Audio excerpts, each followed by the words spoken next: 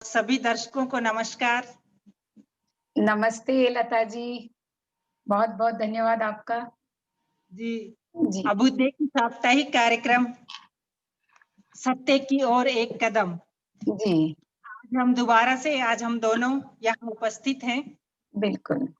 हम इसी बात पर आगे चर्चा करेंगे कि वैज्ञानिक युग और धर्म चेतना, इसी कड़ी को हम आगे बढ़ाएँगे आज। हुँ, जी, सबसे पहले तो इंदु जी आपका बहुत-बहुत धन्यवाद, शुक्रिया कि आज हम इस कार्यक्रम के तहत इसी तरह से अच्छे प्रोग्राम कर रहे हैं और सब लोग सराह भी रहे हैं और अपने प्रश्न भी भेज रहे हैं, ये सबसे बड़ी बात है। अरे वाह! क्या बात है, बहुत सुंदर, तो बहुत पिछले एपिसोड में आपने बताया था जी, कि अगर धर्म चेतना और शुद्ध चेतना हाँ, को हम अगर बचपन से अपने अभ्यास में ढालें, तो हम एक अपनी संस्कृति की ओर बढ़ जाते हैं और अपनी संस्कृति को अपना लेते हैं और उसी के तहत हम दिन प्रतिदिन पूजा पाठ या व्रत त्योहार मनाते हैं हुँ, हुँ, और हम अपने संस्कारों को अपने साथ रखते हैं। लेकिन हुँ, फिर भी आजकल बड़ा दुख होता है ये सब देखकर कि हुँ, कैसा माहौल हो गया है। अभी हमने सबने कल ही देखा कि किस तरक्की से क्या हो रहा है पूरे देश में क्या पूरे विश्व में विश्व ही आप में। समझ लीजिए जी, जी, कि जी, चारों बिल्कुल, तरफ जैसे हम सोच रहे थे कि आज़ादी के बाद जो चीज़ें खत्म हो जाएँगी, आजकल तो ऐसे लगने लगा कि वो सब चीज़ें शायद कुछ ज़्यादा ही बढ़ रही हैं। बढ़ रही है, कि बिल्कुल। आप देखिए कि रंग-भेद, धर्म, जी, पूरे विश्व में भ्रष्टाचार, जाति-भेद सब फैल रहा है। हुँ, हुँ। इसका क्या कारण हो सकता है? आप इसके बारे में क्या कहना चाहेंगे हमारे दर्शकों को? बहुत बहुत सुंदर बात बहुत सुंदर सवाल किया है आपने, बहुत-बहुत धन्यवाद लता जी। वास्तव में ये सवाल ना हर किसी के मन में उगता है कि हम देखते हैं कि जो व्यक्ति बहुत पूजा-पाठ कर रहा है, बहुत मंदिर जाता है और लोग उसको बहुत धार्मिक समझते हैं, खास करके आजकल जो बोलते हैं ना कि कल किसी की कविता मैंने सुनी थी जिसमें एक लाइन थी कि जो संत हैं, जो संत मतलब कथित संत बन कर के जो मंदिरों में बैठे हैं और सबसे ज़्यादा जो गलत कार्य हैं वहाँ पर ही हो रहे हैं। तो ये सवाल आज हर मुझे लगता है हर किसी के मन में उपजता है कि भारतीय संस्कार खास करके अगर हम कहें भारतीय संस्कृति में जो चीज़ें हैं, उसके बाद अगर आज बलात्कार होते हैं, उसके बाद अगर आज भ्रष्टाचार होते हैं, तो अ, और जाति भेद भी है, जबकि हम राम की रामायण पढ़ते हैं और रामायण में तो राम ने सबरी के जूठे बैर खा लिए थे। हम देखते हैं और बानर जी, की जो सेना थी वही उनकी मुख्य सेना बन गई थी, उनके साथ वो रह रहे थे, जंगलों में रह रहे थे। अलग-अलग जाति और अलग-अलग तरह के लोग उनके साथ थे और अगर आप देखें कि पुरानी जो परंपरा थी स्वयंवर की, उसमें भी ये नहीं हाँ, देखा जाता था कि कौन किस जाति का है, किस धर्म का है, स्वयंवर में जो आए और जो पसंद आया उससे शादी हो गई। अगर हम राम-सीता और सबके स्वयंवर की बात करते हैं तो। उसके बाद आज जो इतना पूजा-पाठ बल्कि देखा जाए मुझे ऐसे लगता है कि पुराने युग से आधुनिक युग में पूजा-पाठ और व्रत, कीर्तन ये ज़्यादा होने लग गए हैं। लेकिन हाँ, हाँ, इसके ज़रूर। ज़्यादा होने लगे लेकिन इसके साथ ही भ्रष्टाचार भी ज़्यादा बढ़ रहा है। तो ये आपका सवाल बहुत ज़्यादा महत्वपूर्ण और बहुत सोचने वाला है कि जो धार्मिक कहे जा रहे हैं, उसके बाद ये सारी चीज़ें क्यों हो रही हैं? हम जब धर्म के पीछे इतना भाग रहे हैं। तो सच कहूँ तो इतने दिनों से जो हम जिस कड़ी को लेकर आगे बढ़ रहे हैं और हर बार जो मैं कहती हूँ, इसका उत्तर भी उसी में छुपा है कि हम जो जिसको धर्म समझ रहे हैं, पहली बात तो वो धर्म नहीं है। और दूसरी बात जो धर्म की क्रियाएँ जो आपने कही कि हम बचपन से करते आते हैं और उसको अपने संस्कार बना लेते हैं। तो उसको जो हम संस्कार बनाते हैं ना, सिर्फ़ उन क्रियाओं को संस्कार बनाते हैं। सुबह उठना है, उठ कर के नहा धो के पूजा करनी है, पूजा करके खाना खाना है, जो भी कार्य करना है, वो है एक हम मशीनी ज़िंदगी की तरह करते हैं। सच कह इसका सबसे बड़ा कारण ये है कि उसके अब पाठ करना है, तो ये पाठ करूँगा 108 बार हनुमान चालीसा पढ़ूँगा तो पुण्य होगा। वो हनुमान चालीसा हम मुँह से ऐसे-ऐसे पढ़ते रहते हैं और ध्यान रहता है अच्छा तुम क्या खाना बना रहा है? अच्छा खाने में क्या बनेगा? अच्छा नाश्ते में क्या बने तो वो वाक़ई में वो पाठ नहीं है और वो वाक़ई में वो धर्म भी नहीं है।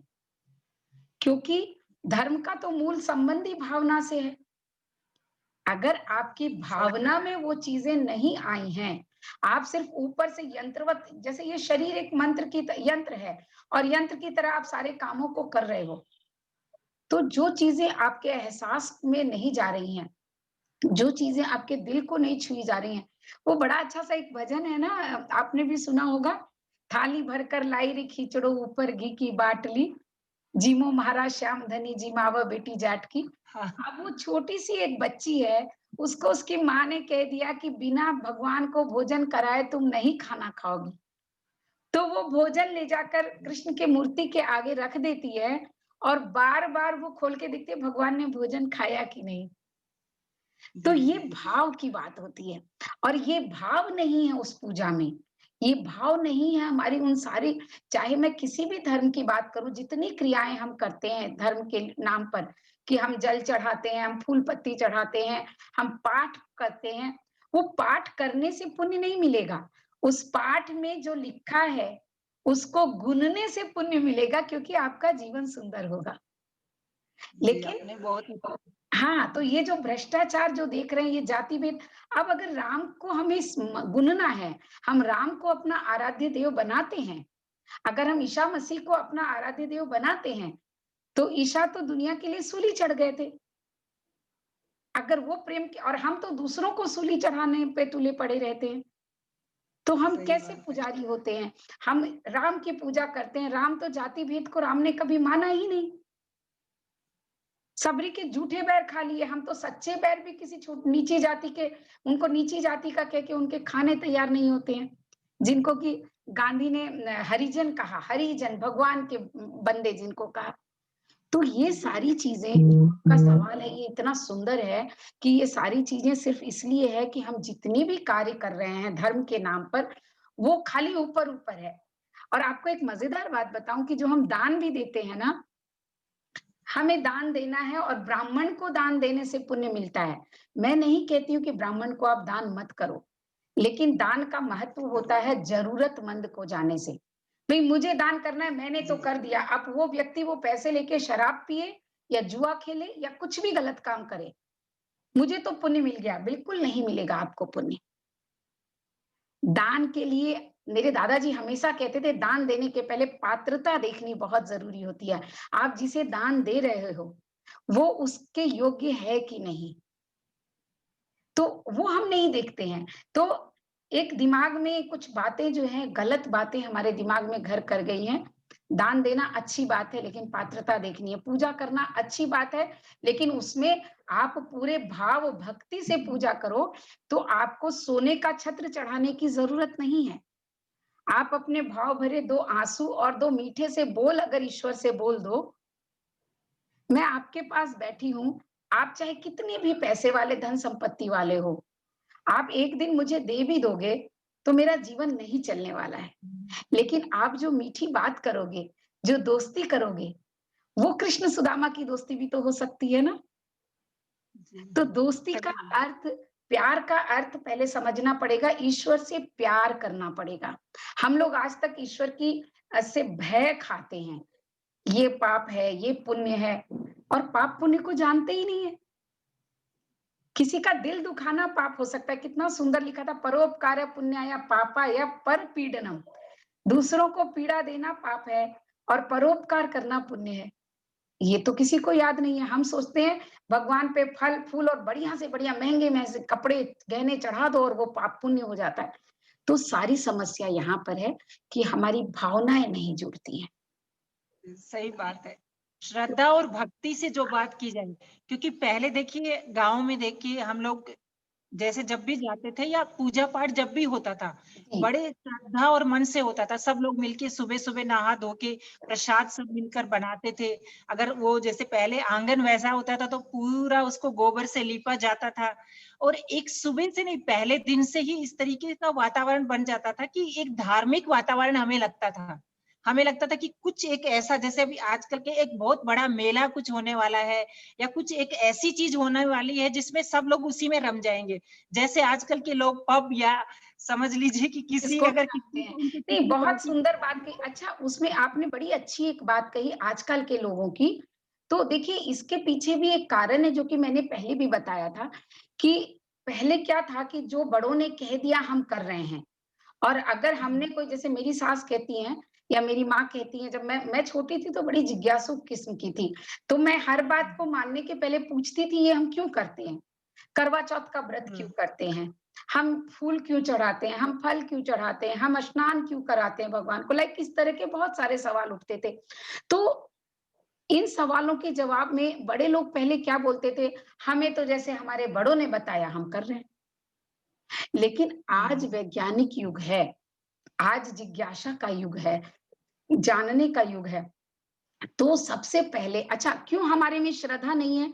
हम यंत्रवत भी क्यों हो गए हैं? इसलिए कि हमें पता ही नहीं है कि ये काम क्यों करना है। जब हमें पता नहीं है क्यों करना है तो लगता है यार क्यों करें? उसका महत्व नहीं हाँ, पता है। सबसे बड़ी बात होती है कि आज अगर हम चंद्रमा को अर्घ दे रहे हैं, तो चंद्रमा को अर्घ क्यों दे रहे हैं? वो तो एक प्लैनेट है, इतनी दूर है, वो हमारा क्या कर लेगा? तो हाँ, आपको समझना पड़ेगा कि वो दूर का प्लैनेट हमारे जीवन को किस तरह से प्रभावित करता है, ये आपको अपने बच्चों को बताना पड़ेगा। तो जी, ये कमी कहाँ आती है? यंत्रवत तब हो जाते हैं, वहाँ पर श्रद्धा और आस्था और विश्वास खोने लग गया है आज। और उस खोने का सबसे बड़ा कारण है कि बच्चों की जिज्ञासा को शांत करना, हमारे मन में आई जिज्ञासा को शांत करना। अगर वो जिज्ञासा शांत होगी, तो हम उसके महत्व को जानेंगे, उसके पीछे छिपी वैज्ञानिकता को जानेंगे, तो निश्चित ही हम फिर आगे उसको उस भक्ति से कर पाएँगे, उस आस्था और विश्वास से कर पाएँगे। जी, जी, आपने ठीक कहा, क्योंकि हर परंपरा किसी न किसी चीज़ से तो जुड़ी होती ही है। अब बिल्कुल, पीपल बिल्कुल। के पेड़ को पानी देते हैं, मतलब और वृक्ष को जो भी हम करते हैं, इसका मतलब ये है कि हम उनको देवता मानते हैं, क्योंकि हमारे लिए कितने उपयोगी हैं। कितने तो इसी उपयोगी हैं, मेन बात है उनको देवता माना इसलिए क्योंकि वो हमें जीवन देते हैं। तो इसके जीवन बाद भी देते मैं हैं। आगे आपको और डिटेल में भी बताऊँगी। जी, जी। तो हमारी पुरानी परंपरा, उसकी महत्ता, उसके पीछे के कारण जानने के प्रयास कैसे, मतलब उन सबको जानने का प्रयास कैसे संभव हो सकता है कि बहुत हम अच्छी उन बात सबको है। हाँ, जानें? हम कैसे जानें, जो परंपराएँ चली आ रही हैं और हमारे बड़े तो एक ही लाइन कह देते हैं कि भई हमें तो हमारे बड़ों ने कहा। हाँ, हाँ। लेकिन हमारे आज की बच्चे और आज की जनरेशन, मैं आज की जनरेशन की बात नहीं करती हूँ, मैं कभी संतुष्ट नहीं हुई। मैं जी, हमेशा वो सवाल करती रही और फिर खोजती रही। तो सबसे बड़ी बात तो ये होती है कि पहले तो हमारे में वो जिज्ञासा होनी चाहिए जानने की, और जी। जो जानना चाहते हैं उनकी जिज्ञासा को शांत करने के लिए हमारे पास वो जवाब होने चाहिए। अब वो जवाब होंगे कहाँ से? एक तो हमारे अनुभव से बनते हैं वो जवाब, और अनुभव के पहले वो जवाब हमें देते हैं जो हमारे सच्चे गुरु होते हैं, या हमारे जो शास्त्र होते हैं, वो शास्त्र हमें बताते हैं। और वो शास्त्र यानी साहित्य, शास्त्र यानी साहित्य। तो साहित्य से जुड़ करके जब हम साहित्य को पढ़ते हैं, तो उसमें भी हमें ये सारी चीज़ों की काफ़ी बातों के जवाब मिल जाते हैं, क्योंकि साहित्य भी ज्ञान का एक खजाना ही तो है, नॉलेज का एक हिस्सा है साहित्य। और जी, उनमें लिखे गए शास्त्र जो अलग-अलग भाषाओं के हो सकते हैं, सब शास्त्रों में इन चीज़ों के बारे में लिखा गया, खास करके जो हमारे संस्कृत के शास्त्र हैं, हमारे जो वेद और पुराण और जो पुराने जितने भी शास्त्र हैं, उनमें इन चीज़ों के बारे में बताया गया है। हमारे आयुर्वेद शास्त्र हैं, उनमें बताया गया है। तो हम अगर इन चीज़ों को जानना चाहते हैं, तो खोजी दिमाग होना पड़ेगा। खोजी दिमाग से जब इनको खोजेंगे ना, तो हमें उनके जवाब मिलेंगे। और जी, सबसे अच्छी बात क्या होती है, हम धीरे-धीरे खोजते-खोजते पता है कहाँ पहुँचते हैं? अपने अंतरतम में पहुँच जाते हैं। और ज्ञान तो सारा यही है ना, जितना ज्ञान जो पृथ्वी पर है वो सारा इस छोटी-सी पृथ्वी में कैद है। ये जो हमारा कैद है। मस्तिष्क है ना, ये इसमें उसका एक छोटा-सा रूप है, एकदम जिसको बोलते हैं कॉम्पैक्ट रूप है। तो हमें जवाब मिलने शुरू हो जाते हैं। तो इस तरह से हम उसको जान सकते हैं। जी। जी, कि जिज्ञासा, खोज, शास्त्रों का पठन, सच्चे गुरु, सत्संग, मतलब ये यही सब चीज़ें हैं जो हमें सत्य की ओर आगे बढ़ाते हैं। सत्य की ओर आगे बढ़ाते बिल्कुल, जब बिल्कुल। हम धार्मिक क्रियाकलाप करते हैं या कारण करते हैं, तो हमें कुछ कारण बहुत कुछ समझ में आते हैं। समझ में आते हैं। बहुत कुछ हमें समझने पड़ते हैं, क्योंकि आजकल जी, आजकल क्या, या पहले से भी जो हमारे शास्त्र में है, ऐसे देखा जाए तो हमारा देश तो बहुत समृद्ध है। पर बहुत सबसे समृद्ध बड़ी है। दुर्भाग्य की बात ये है कि हमें जब कोई दूसरे बताते हैं, तभी हम अपने देश के बारे में जानते हैं या अपनी उन चीज़ों के बारे में जानते हैं। अभी तो फिर भी लोग जानने लगे, जी, जी, मतलब बिल्कुल, बिना बिल्कुल। किसी चीज़ का अच्छा कुछ बुरा होता है, तो कोविड ने शायद आयुर्वेद और हमारे ये सब चीज़ें सिखा दी कि हमारे आयुर्वेद में क्या-क्या छिपा हुआ है, जो पूरा विश्व मान रहा है। तो बिल्कुल, बिल्कुल। जी, एकदम सही कहा आपने। जी, तो तो इसी बहुत धार्मिक क्रियाओं के पीछे क्या कारण आपके समझ में आते हैं कि जिससे हम हाँ। आगे बढ़ सकें?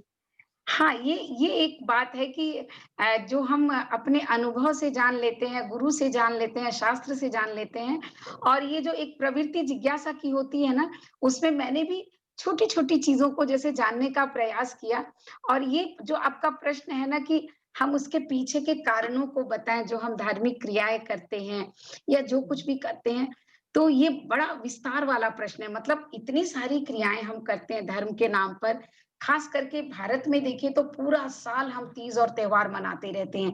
पूरा साल कुछ न कुछ पर्व हमारा होता है, धार्मिक पर्व होता है और उसपे सब में अलग-अलग क्रियाएँ होती हैं। तो हर क्रिया के बारे में अगर विस्तार से बताएँ और बातें करें तो बड़ा लंबा समय होगा। लेकिन मैं दिन की शुरुआत आपको छोटी-सी शुरुआत करती हूँ दिन से।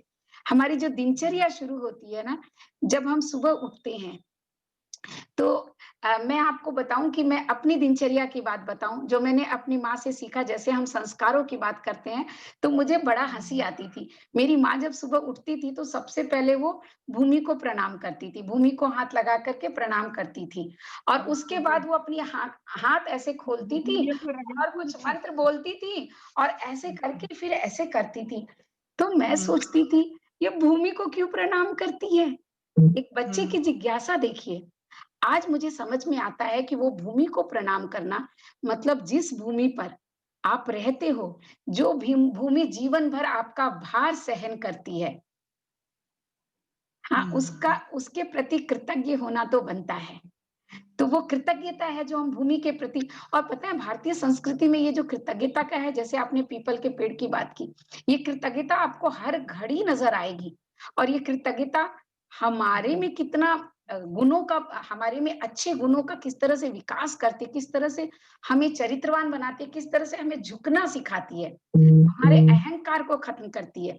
बड़ा मायने रखती है ये बातें और बहुत छोटी-छोटी सी बात है और उसके बाद जो मंत्र माँ करती थी ना, तो थोड़े साल पहले मैंने माँ से पूछा मुझे ये मंत्र आप सिखा दो।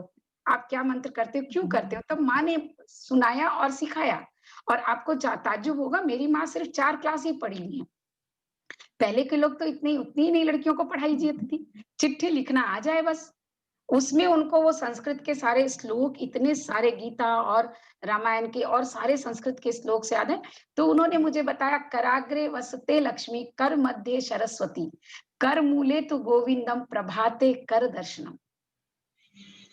अब उन्होंने जब मुझे ये बात बताई थी, तो भी मुझे ताज्जुब हुआ।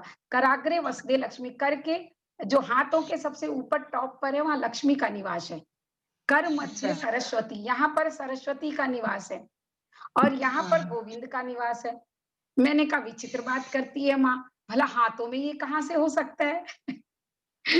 तो मुझे बड़ी हँसी आई कि ये क्या करती है माँ? लेकिन मैंने जब इसको गहराई से सोचा, तो इतना गहरा इसका अर्थ समझ में आया। आज मैं वो आपके साथ शेयर करती हूँ। कराग्रे वसुदे लक्ष्मी, कर मध्ये सरस्वती, कर मूले तु गोविंदम। मतलब ये अपना जो हाथ है ना, इसमें लक्ष्मी, सरस्वती और ईश्वर का, गोविंद का वास है। किस तरह वास है? क्योंकि ईश्वर ने ये जो 2 आपके हाथ दिए हैं ना, ये आपका इस कर्म भूमि दी है ये। ये आपको जो चाहे वो आप इन हाथों से कर सकते हैं। आप लक्ष्मी को भी प्राप्त कर सकते हैं, सरस्वती को भी प्राप्त कर सकते हैं और ईश्वर को भी प्राप्त कर सकते हैं। जी, इतनी शक्ति है इन हाथों में। तो वो मुझे जब समझ में आया, तो उसके बाद से मैं रोज़ ये करती हूँ। इतना सुंदर लगा कि हर समय आप अपनी हाथों की ताकत को महसूस करो, कि आपके हुँ, पास हुँ, कितनी ताकत है। कभी हार नहीं सकते आप, जब तक आपके पास ये हाथ हैं, जिसमें लक्ष्मी, सरस्वती और गोविंद का वास है। तो ये ये समझने की चीज़ें हैं और जब मुझे समझ में आया तो आनंद आ गया। तो इसी तरह से ये मैं सब आपको बोलूँ कुछ कि शुरुआत अगर करते हैं सुबह की, तो पहले हम भूमि को प्रणाम करते हैं, फिर हम अपने ही हाथों को प्रणाम करते हैं, ईश्वर का रूप मान करके और उसके बाद आप देखिए कि हम सुबह उठ करके बोलते हैं स्नान करना है। स्नान करने के पहले एक बात आपको और बताती हूँ। देखिए वैज्ञानिकता सबके पीछे है वो मैं बताती हूँ और कितना बड़ा साइंस है। और ये सारा साइंस हमारे शारीरिक और मानसिक स्वास्थ्य और खुशी के लिए है। पहले ना वो दातुन से मंजन करते थे, नीम की दातुन से। हाँ, दातुन से जी। दातुन से। तो वो जो नीम की दातुन होती थी, पहले उसको ना दाँतों से ऐसे चबाना पड़ता है, उसके रिजल्ट्स हाँ, हाँ। निकालने के लिए, जैसे ब्रश में हाँ, होते चबा हैं। के वो अच्छा, रेसिपी वो जब ब्रश हम की तरह चबाते बनाना हैं हाँ, जब हम वो चबाते हैं जी। ना, तो उससे क्या होता है दाँतों में नीम का रस लग जाता है। पहले ना मुझे याद है कि दाँतों के डॉक्टर अगर शहर में खोजो तो एक भी नहीं मिलता था। उसका कारण ये हुँ, था कि नीम से अगर आप दंतवन कर रहे हो और हुँ, उसको हुँ। चबा रहे तो पहले तो नीम आपके दाँतों में लग गया, दूसरा हाँ, हाँ। आपके खून में मिला तो वो खून आपका साफ होता है, तो आपको खून में कोई बीमारी नहीं होगी और तीसरा दाँतों में ना तो कीड़े लगेंगे, ना दाँतों की कोई तकलीफ होगी और उससे जब आप ब्रश करते हो, तो वो दाँत आपके डैमेज भी नहीं होते हैं। ये जो प्लास्टिक के और अलग-अलग फाइबर के जो ब्रश आ रहे हैं, वो आपकी दाँतों के बीच में गैपिंग छोड़ देते हैं और उस गैपिंग में खाना फँसता है, फिर हम जाके रूट कैनाल कराते हैं। जी, सही कहा आपने। तो जी। यहाँ से शुरू होती है हमारी परंपरा और उसके बाद देखिए जब हम नहाते क्यों हैं? मैंने देखा है अभी जैसे कोरोना है तो बहुत सारे लोग अरे घर में ही तो रहना है, क्या करना है नहा के? शाम को नहाएँगे, रात को हुँ, सोते के पहले नहा लेंगे। नहीं, नहाने का कितना बड़ा वैज्ञानिक कारण है सुबह उठ करके आपके स्वास्थ्य के लिए। जब आप सोए रहते हैं ना, तो आपका आपके जो बॉडी का, आपके शरीर का जो तापमान है, टेम्परेचर जो है, वो अलग हो जाता है। आप सपना हुँ। देखते हैं, आप रेस्टलेस होके सोए हैं, आपने चादर ओढ़ी है, आपने एसी में सोए हैं, आपका टेम्परेचर अप डाउन होते रहता है। तो जब सुबह उठ कर के आप जब नहाने के लिए सबसे पहले सोचते हो कि पहले नहा लूँ, तो जी, आपके बॉडी को टेम्परेचर को वो सम कर देता है। जैसा टेम्परेचर आपका होना चाहिए घूमने-फिरने में, सोते रहते हैं तो एक टेम्परेचर होता है, जब आप खड़े होकर पूरे दिन काम करना है, तो वो टेम्परेचर को समान करना बहुत ज़रूरी होता है। और इसलिए नहाना सुबह-सुबह उठ कर के उठने के बाद ही नहाना बहुत ज़रूरी होता है, क्योंकि आपके बॉडी को टेम्परेचर को सही करना है। उसमें जैसे कुछ लोग वॉकिंग चले जाते हैं या योगा कर लेते हैं, ठीक है, उसके बाद आप लेकिन तुरंत नहा लो। आपको जी। रात को नहाना है, दोपहर को नहाना है, कोई बात नहीं, लेकिन सुबह रात भर के सोए हैं, तो आपके बॉडी को वो चाहिए। उसके पीछे दूसरा और एक कारण है, अगर आप बहुत पसीना आता है और बहुत पसीना आपके शरीर में है और वो पसीना वहीं का वहीं रह जाता है, तो एक तो स दुर्गंध हो जाती है शरीर में और स्किन की प्रॉब्लम आपको हो जाती है, अगर आप पूरा दिन नहीं नहाते हो या शाम को या दोपहर में नहाते हो तो। तो ये जो सारी चीज़ें बनी है ना, ऐसे ही फालतू नहीं बनी है। क्या जी। फ़र्क पड़ता है, नहाना ही तो है, कभी भी नहा लेंगे। तो आजकल के बच्चे तो यही घर में रहना है तो जल्दी से नहाना नहीं चाहते जल्दी हैं। से नहाना नहीं है। तो मैंने कहा ना कि ये विषय इतना इतना विस्तृत है कि मैं अभी सिर्फ़ आपको सुबह की 2 चीज़ों को बताई हूँ, तो मुझे लग रहा है काफ़ी समय हो गया। मैं आपको पूरे दिन की दिन नहीं, एक दिन हम इस सिर्फ़ इस दिनचर्या पर बात कर लेंगे। तो मैं आपको जी, जी। पूरे दिन की दिनचर्या में बताऊँगी कि फिर जब हम पूजा-पाठ करते हैं, तो पूजा-पाठ की जो एक-एक क्रियाएँ हैं, वो किस तरह से हमारे शरीर, मन और खाली शरीर और मन के लिए नहीं, परिवार और समाज के लिए भी ये सारे व्रत त्योहार कितने ज़रूरी होते हैं। जी कितने हाँ, वो तो वैज्ञानिक है। हैं ये। इन चीज़ों पर हम एक सिर्फ़ इसी के लिए हम रख लेंगे, क्योंकि आज मुझे लग रहा है कि अगर इस पर मैं बात करती रहूँगी, तो शुरुआत बहुत के 2 पंक्तियों में ही देख रही हूँ कि समय होता जा रहा है। हुँ। तो अ, अगली बार इसी चीज़ अगला को भी अगला आगे बढ़ा चैप्टर हम लेते इसी हैं पर जो आप रख कह हाँ? जी, जी। इसी चीज़ को आगे बढ़ा लेते हैं जैसे आप कह रहे हैं ना हर त्योहार में कुछ छिपा होता है और हमारे लिए ज़रूरी इसीलिए है। देखिए सब त्योहार किसी न किसी चीज़ से जुड़े ही होते हैं। अब जैसे अपने घर में बोलेंगे कोई त्योहार ऐसा है जिसमें बहन-बेटियाँ आएँगी, सारे लोग इकट्ठे होंगे, एक त्योहार की तरह सबका मन लगेगा। तो त्योहार है तो आपको बुलाया भी जाता है, भेजने वाला भेजता भी है। क्योंकि पहले तो आपको पता था कि ससुराल गई तो बेटी को जल्दी से भेजा नहीं जाता था। भेजा ही नहीं जाता है। हाँ, और वही सब चीज़ थी नहीं, जो बहुत साल सारी भर के चीज़ें त्योहार हैं। थे। तो हाँ, नहीं एक दिन हम इस पर चर्चा करेंगे कि ये जितनी पूजा-पाठ की विधियाँ हैं और हमारी जो दैनिक दिनचर्या है, जो रोज़ की दिनचर्या है, उसमें जितने भी कार्य जो कि हम करते आए हैं, परंपरा जो रही है जिन कार्यों की, उस परंपरा के पीछे कितना बड़ा सत्य है, कितनी वैज्ञानिकता है और कितना वो हमारे लिए ज़रूरी है, जो हम आज छोड़ते चले जा रहे हैं।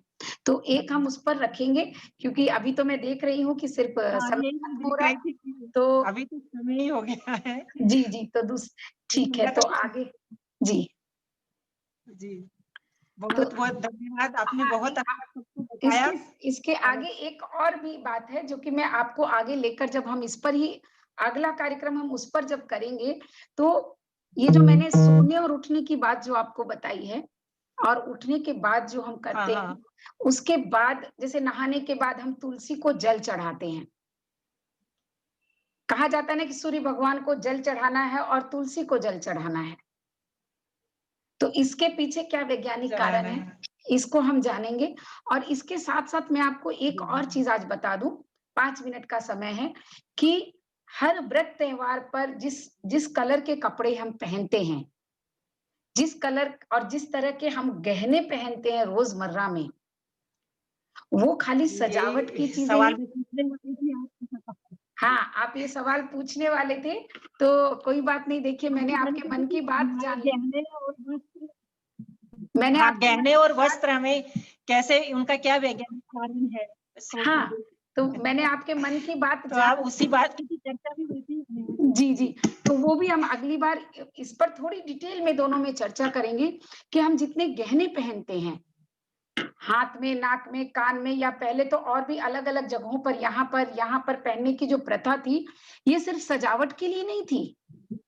ये सब वैज्ञानिक कारण थे, जी, ये जी। हमारे स्वास्थ्य से जुड़े हुए कारण थे।